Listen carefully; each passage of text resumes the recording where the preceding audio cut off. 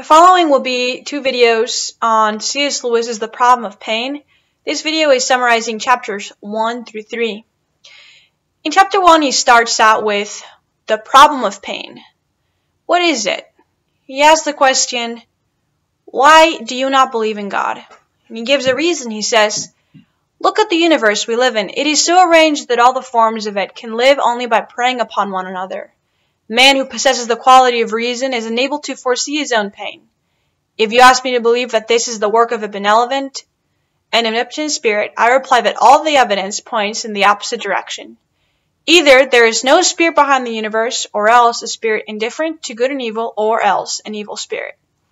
So, obviously pain has existed in all periods of time, but how did the belief in God develop? And C.S. Lewis in this chapter offers four elements present in the development of religion. The first element, he says, he calls the experience of the numinous. And he gives an example. The fear of a lion's presence, right? He can hurt or kill us. He distinguishes it from the fear of a ghost presence. And it's awakening in us, and it's an uncanny and dreadful feeling, sort of like a numinous awe.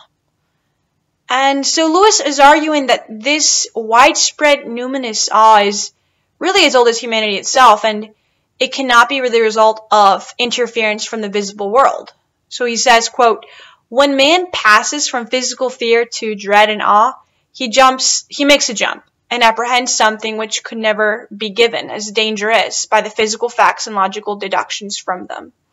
So Lewis is arguing that this is either a weird quirk in the human mind, or it corresponding to nothing objective and serving absolutely no biological function, or it's a direct experience of the supernatural, i.e. a revelation. So again, it's the experience of the numinous. Now, the second element in the development of religion for C.S. Lewis is the acknowledgement of morality. So he says all human beings acknowledge some kind of morality by which they know they ought or not do something. So this common experience cannot be logically deduced from the physical experience, says man undergoes, such as the numinous awe of some spiritual presence. So really all men have this conscious guilt. And not only are all men conscious of the moral law, but they're also conscious when they follow or break it. And so he says it's either an inexplicable illusion or else revelation. Now the third element is C.S. Lewis is recognizing that, this numinous awe or this recognition of morality need not coexist. But once men identify the numinous power as the guardian of this morality to which they feel obligation, this third step of religious development arises. And he says, it may be madness or it may be revelation. And C.S. Lewis identifies this numinous power as the God revealed to Abraham, who is the righteous Lord who loveth the righteous. So again, once we accept this spiritual reality, we acknowledge this morality as well with it, and we acknowledge that this obligation we have towards this God. And so the fourth element of religion is really a historical event. So there was a man born among the Jews who claimed to be one with the numinous spirit. So for C.S. Lewis, either Jesus is what he says he is, or he is crazy, or if we submit and say he is who he is, then everything he claimed by his followers is credible. So Jesus suffered, he died, he rose. The Paschal mystery transforms our relationship with that awful and righteous numinous spirit really in our favor. It's a catastrophic event that creates rather than solves the problem of pain, really. So man may rebel and close his eye to this numinous spirit, but in so doing, he cuts himself off from this common experience, this awe outside the bound physical world. And so this leads him necessarily to regard the moral law that has no author, no authority, as an illusion. So really it cuts him off from the common ground of humanity, which is this natural law, this objective moral standard that humans have.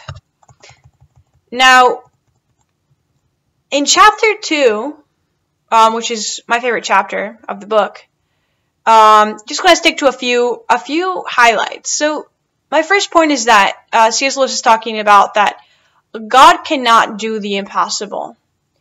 He says, quoting Aquinas, "Nothing which implies contradiction falls under the omnipotence of God." Nothing which implies contradiction falls under the omnipotence of God.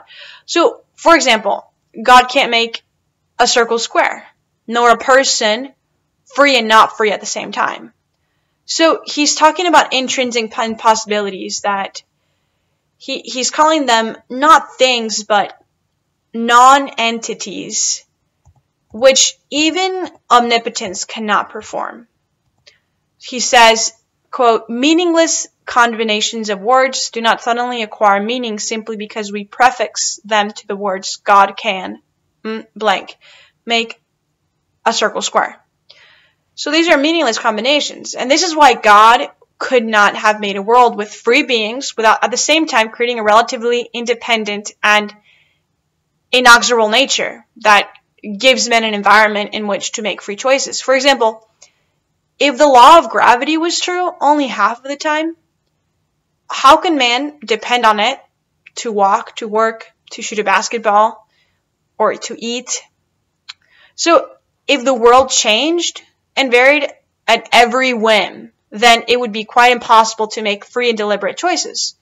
So he says, if matter is fixed in order to allow freedom, then not all the states of matter will be equally agreeable to the wishes of a given soul at every given time, right? So, for example, fire comforts the body at a certain distance, but damages it at another. So it's really not possible for matter to be convenient and pleasurable for each member of society every second, right? So he's saying that a fixed nature allows men to love or to hate, to do good or to do evil, or to be courteous or to be rude. So it really allows men, this fixed nature, to flourish in their giving community, but it also gives them the freedom to exploit this fixed nature of matter, to hurt one another. So, for example, you can prevent a man from shooting another man. But in such a world, wrong actions would be impossible and freedom would be void. So God on occasions modifies the behavior of matter through miracles, but these occasions, these miracles, C.S. Lewis argues, must be rare. Because if nature is to remain stable and fixed to allow freedom, then God can only modify the behavior of fixed nature on rare occasions. So this really means that at times we will suffer because suffering is part of nature. And so then he asks, then why did God create the natural world? Because by creating the natural world, he's allowing suffering to exist. Well, in chapter 3, he begins to discuss this idea, and he says, man is not the center of the world. He says, as long as we keep thinking that we are, then we won't be able to reconcile human suffering with the existence of God. He says, we're not primarily made to love God, but to be loved by God. He loves us, but we cannot reconcile himself to us in our impure state. And he says that is why he labors to make us lovable. And to quote St. James's chapter 1, verses 2 to 4, he says, my friends, consider yourself fortunate when all kinds of trials come your way. For you know that when your faith succeeds in facing such trials, the result is the ability to endure. Make sure that your endurance carries you all the way without failing, so that you may be perfect and complete, lacking nothing. God has everything to give and nothing to receive. And, he who needs nothing chooses to need us. And that's an incredible idea. He who needs nothing chooses to need us. So, as creatures, our role is to respond to this initiative of reconciliation and redemption.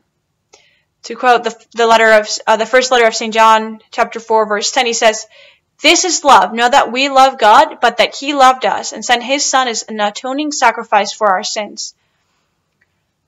So it's a very good quote that summarizes C.S. Lewis's thoughts in chapter 3. He says, God is the only good of all creatures. So if we want to be happy, then we need to surrender to his demand by conforming to his desires, which will make us happy in the long run. And really, happiness is the sole end to which God has destined mankind. And since God gives us what he has and not what he has not, he gives us the happiness that there is and not the happiness that there is not.